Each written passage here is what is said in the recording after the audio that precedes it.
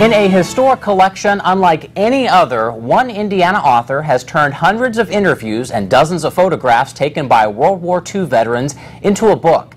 34 World War II veterans representing all branches of the military tell their stories. They Did It for Honor, Stories of American World War II Veterans was released just 2 weeks ago, and next month a book signing will follow. In studio today is the book's author, Kayleen Reeser, and Army veteran Hugh Wallace. Good morning. Thanks for joining us. Good morning.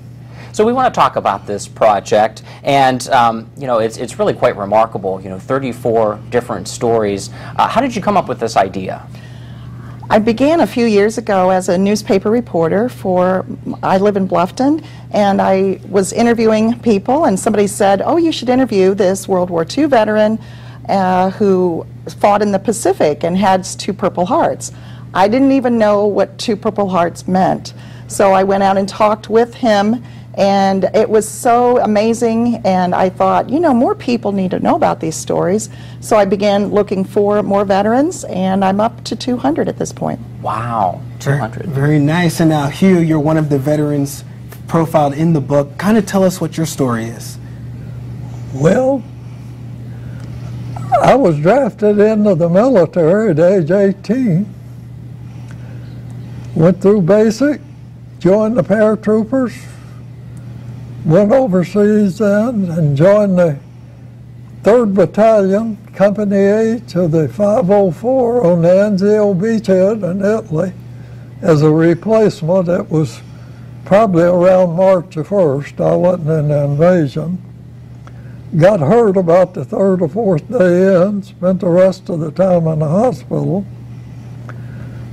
Went to England, missed jumping into Normandy by the flip of a coin. As if we was held in reserve, our regiment got to England just before Normandy. And the coin flip was to jump with the radar guys to protect them. So I missed that, and I jumped into Market Garden in Holland. The 3rd day in, we was crossing the Wall River, broad open daylight. I got hurt crossing that. In fact, I walked on the bottom of the river and went back to duty again after a long stay in the hospital. It was in the Battle of the Bulge. Wow. Got my feet froze there. And from that I came home and was discharged in August of 1945. Wow. Well, Hugh, thank you so much for your service. And I wanted to ask, too, how important is this to share your story with future generations? Oh, I think they all need to know about it as well as we need to know about World War I and how this country has come about. Absolutely.